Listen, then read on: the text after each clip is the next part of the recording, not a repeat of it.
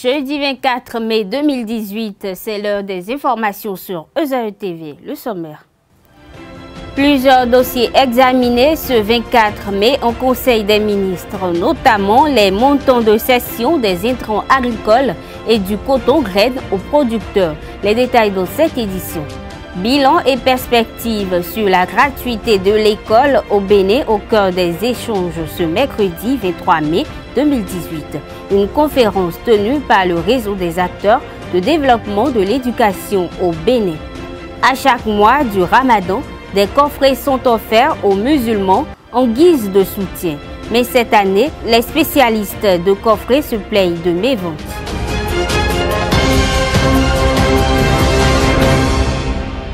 Bonsoir à tous. De retour au Bercail, le président de la République du Bénin, Patrice Talon, a dirigé le Conseil des ministres de ce jeudi 24 mai 2018. Plusieurs dossiers ont été traités. Il s'agit entre autres des prix de cession des intrants agricoles et d'achat du coton graine aux producteurs. Suivant un extrait du point de presse donné par le ministre de la Justice, Joseph Djogbenou, à l'issue du Conseil. Vous savez que le gouvernement a entrepris depuis 2 ans le renforcement de la professionnalisation du secteur coton, a mis en œuvre les moyens à faire en sorte que l'État intervienne moins, régule de la meilleure manière ce secteur-là. Il faut remarquer que les résultats sont patents. On est passé de 451 000 tonnes de coton pour la campagne écoulée à 600 000 tonnes de coton pour cette campagne. Bien entendu, par rapport à la question que vous avez posée, le gouvernement a instruit le ministre en charge du secteur pour réaliser le point de la campagne en cours, qui n'est pas encore achevé. Et il serait relativement moins professionnel d'annoncer les chiffres sur les éléments qui font l'objet de votre préoccupation alors que la campagne est encore en cours d'être exécutée. Mais d'ici à là, vous aurez ces éléments de réponse. Mais je voudrais insister sur le fait que, alors que le coût, le prix des intrants a augmenté sur le marché international, les acteurs de la profession ont convenu que le prix de cession de ces intrants ne va pas varier d'une année à l'autre. Le prix a été maintenu. Là, c'est le premier résultat important qu'il faut noter. Et deuxièmement, le prix de la vente par le producteur, le prix d'achat au producteur du coton a augmenté. De ce point de vue, parce qu'il y a une embellie dans le secteur, il a été considéré que cette embellie doit être partagée. Et les premiers à devoir bénéficier de cette embellie, ce sont les producteurs. Et le gouvernement, en approuvant ces mesures, vise, bien entendu, à faire atteindre des résultats meilleurs, plus élevés, à la fois pour les producteurs, mais surtout pour l'État, parce que sur ces différents éléments, l'État perçoit des impôts.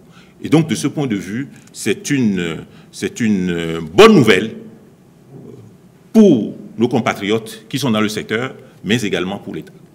Le réseau des acteurs de développement de l'éducation au Bénin a organisé une conférence débat dans la matinée de ce mercredi 23 mai 2018, en présence des autorités en charge du secteur éducatif et les associations de parents d'élèves. Les 10 années d'expérimentation de la gratuité de l'école au Bénin ont été passées au peigne fin.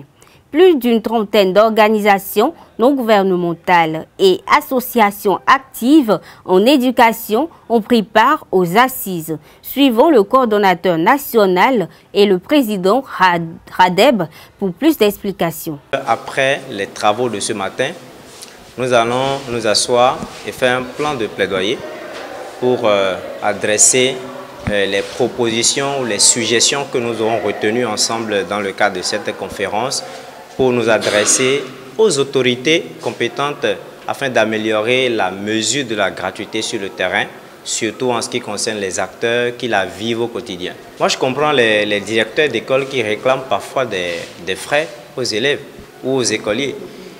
En temps normal, l'État devrait faire parvenir les subventions en début d'année scolaire. Et vous imaginez que les directeurs attendent vers avril ou mars avant de recevoir les subventions, alors que déjà en octobre, l'école est censée fonctionner. Et donc, bon, parfois, les directeurs sont obligés d'initier des cotisations ou, par endroit, là où il y a des communautaires, où l'État envoie peut-être 2 enseignants dans une école de 6 classes, et l'école est obligée de recruter des communautaires pour assurer les classes. Alors, dans ces cas, qu'est-ce que l'école fait? L'école est obligée d'initier des cotisations. Donc, voilà. Bien que ce n'est pas normal dans un système où on parle de gratuité. Évidemment, cette mesure de gratuité, moi je n'aime pas l'appeler gratuité, j'appelle ça exonération des frais d'inscription à l'école. Parce qu'en dehors des gratuités, de cette subvention, il y a les fournitures scolaires, il y a plein de frais qui sont liés à l'éducation. Donc il n'y a pas que le droit d'inscription ou bien les frais d'inscription. Quand on subventionne que les frais d'instruction et qu'on l'appelle gratuité, je ne sais pas si on est vraiment en phase. Donc quand on a parlé de la gratuité, tous les parents envoyaient les enfants à l'école. Et l'objectif premier de cette gratuité, c'est ça. On veut inciter, on veut améliorer l'accès des enfants à l'école. On l'a eu. Mais après, le problème qui s'est posé, les enfants sont entrés, mais ils ne sont pas maintenus dans le système. Ils sont sortis très tôt malgré cette mesure de la gratuité. Donc il y a un véritable problème qu'il faut analyser et c'est ce à quoi les acteurs de la société civile aujourd'hui se sont attelés pour voir et pouvoir faire des propositions au gouvernement pour dire cette mesure, si nous devons continuer avec la gratuité, voilà, il faut continuer avec cette gratuité. Ou on appelle ça comment? Est-ce qu'on parlera de la gratuité ou bien on parlera d'une autre forme de quelque chose qu'il faut faire qui sera adaptable à notre système véritablement éducatif. Et j'allais dire, on a parlé de la gratuité de l'école. Et l'école n'est pas que l'éducation. Donc, la gratuité a juste concerné le système formel et le système non formel qui est aujourd'hui pris en compte dans notre système éducatif. Qu'est-ce qu'il faut? Qu'est-ce qu'il faut en faire? Donc le système non formel est collé au système éducatif aujourd'hui. Si on prend l'architecture de notre système éducatif, il y a le système, l'éducation non formelle qui est rattachée. Donc il faut maintenant voir cette mesure de gratuité pour dire est-ce que cette gratuité aussi concerne ceux-là qui vont vers le non formel. Donc il faut repenser aujourd'hui cette notion de gratuité. Les autorités en charge de l'environnement, de la pêche, de la sécurité, de la protection civile et de la santé ont sensibilisé les riverains du lac Toro sur les règles de prévention à observer. Ceci après la contamination de ce lac qui a entraîné la mort de milliers de poissons. Cette séance, organisée à l'intention des chefs villages et crieurs publics communément appelés gongonneurs, a eu lieu à la salle de réunion de l'arrondissement de Kpinou. Écoutons le docteur Étienne Honkonou, directeur départemental de la santé du Mono.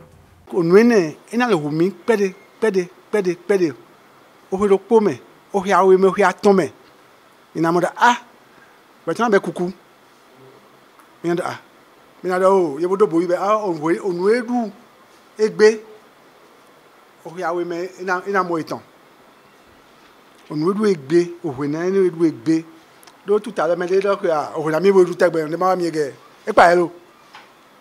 ekpalelo ina le wanu hencho ina do ne ma mi ge ele wanu he han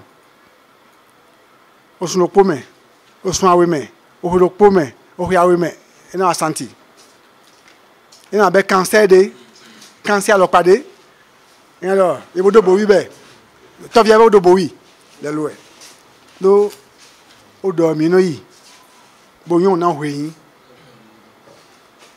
mais on lo ko kale le gbedin penu fie odo nya mi no wa odo yi richesse mi ton Allô, ne m'a pas si. On doit y aller. Mais on doit te perdre le repos. Perdre les gens. Donc, on a aidé les talents là. On a point là. Les gens là où ils gagnent. On donne. Mido. On doit là. Non, on doit josser. Non, on doit josser. Les gens dodo. Nous avons bien mis le cœur. Mais je dois repos. Na la miano ganjinami. Donc, on a doué un peu de alors on démarre wangue. Cho on le va me faire. Bon, à son nom, attends. Et quand attends, vous venez nous le. Ma petit go baguette. Nous sommes en dehors. Mais quelqu'un. Bon, doit la te repos.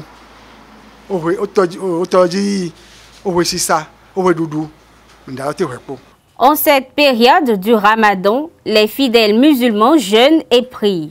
Pour les soutenir, amis, parents et proches leur offrent des coffrets. Ces coffrets composés de fruits et d'autres produits vivriers sont souvent réalisés par des bonnes dames spécialisées en la matière. Mais cette année, ces dernières se plaignent du manque de clientèle.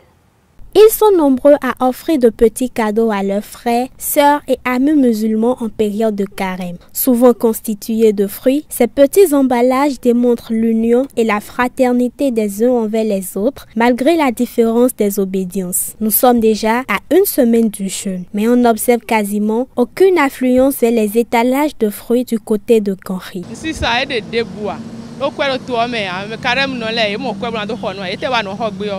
Et non, au contraire, on doit faire des rencontres de bois. Ah, il m'a commandé.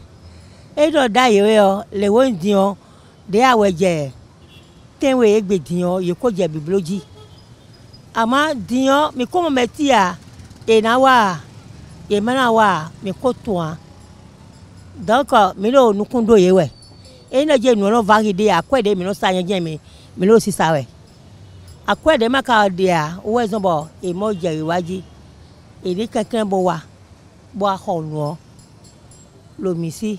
La plupart des clients se présentent à partir du 7e jour pour prendre des coffrets. Par contre, cette année, les paniers attendent toujours d'être remplis. Carême non les non homme non ben joni deba non blo coffret on yi indo edesio no. Et so non blo choix.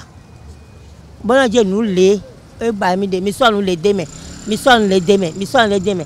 Donc, mes double emballage, mes donnant, mais non, doit quoi toi, des nebis des nions, mais donnant dans nous. Et à quoi les ouais, et l'eau.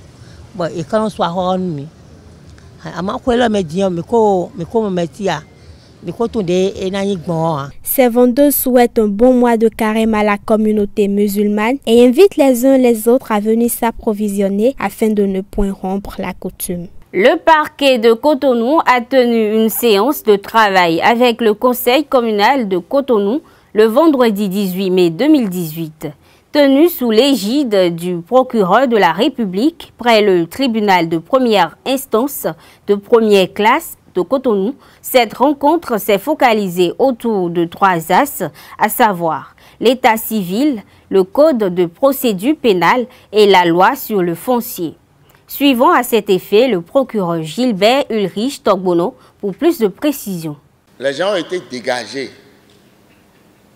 Ceux qui occupent l'espace public, ils ont été dégagés. Nous avons constaté que certains reviennent sur les lieux. Les chefs de quartier de ville étant ici, nous devrons leur dire de rappeler à ceux qui reviennent que c'est une infraction à la loi pénale. Et que, comme vous le savez, le parquet de Cotonou va prendre ses responsabilités.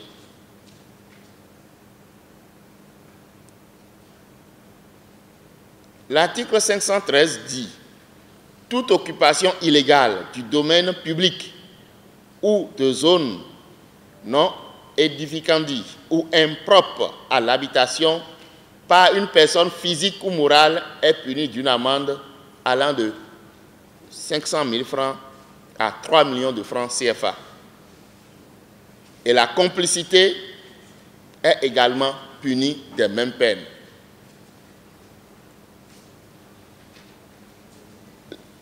l'examen ou l'analyse nous amène à dire que le chef de quartier de ville qui a constaté que la voie A, les abords de la voie A ont été nettoyés et ceux qui occupent ces lieux dégagés.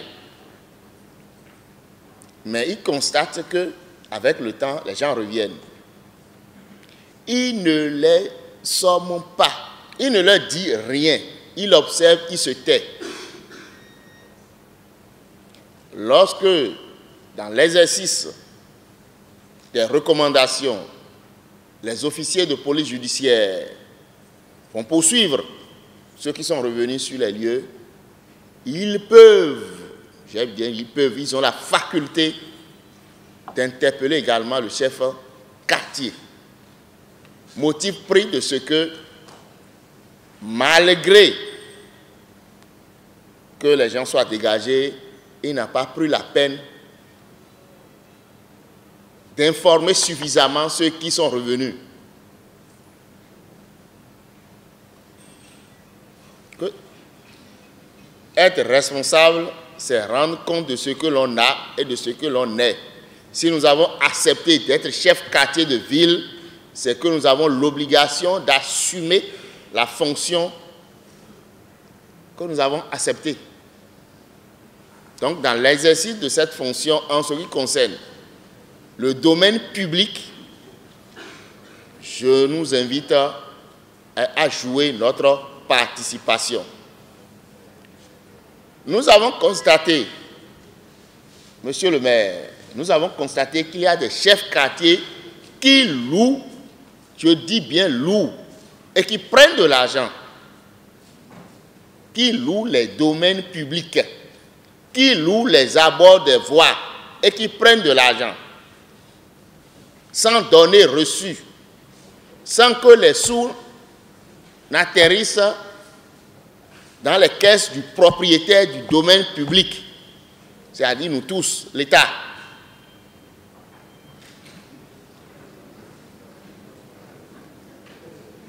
Nous attirons l'attention des uns et des autres que vous allez bientôt constater la suite.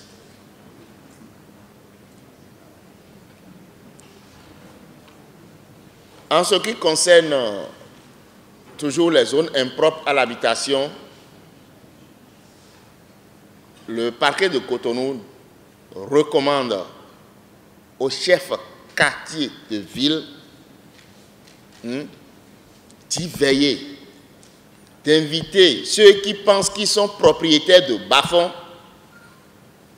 de leur rappeler que les prescriptions de l'article 264 du Code foncier, ces prescriptions nous rappellent du moins que c'est nous tous,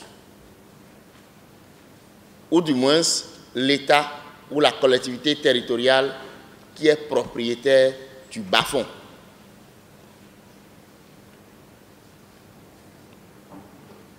Votre silence peut être interprété comme une complicité. Il revient au juge d'arbitrer. Nous ne sommes pas juges. Le procureur, le parquet, ce n'est pas un juge. Nous sommes des enquêteurs. En d'autres termes, des OPJ à qui le législateur a donné plus de pouvoir. Le gaz combustible est formé par la transformation d'organismes morts il y a des millions d'années. Appelé gaz naturel, il se trouve dans divers réservoirs souterrains, parfois associés à du pétrole. Le gaz combustible se retrouve dans un foyer sur 3, ici au Bénin, même si le coût n'est pas accessible à tous. Il existe quand même plusieurs distributeurs. Le gaz combustible est commercialisé au Bénin par plusieurs sociétés qui se bousculent sur le marché. La production de ces sociétés pour satisfaire la demande grandissante des consommateurs n'est pas toujours à la hauteur.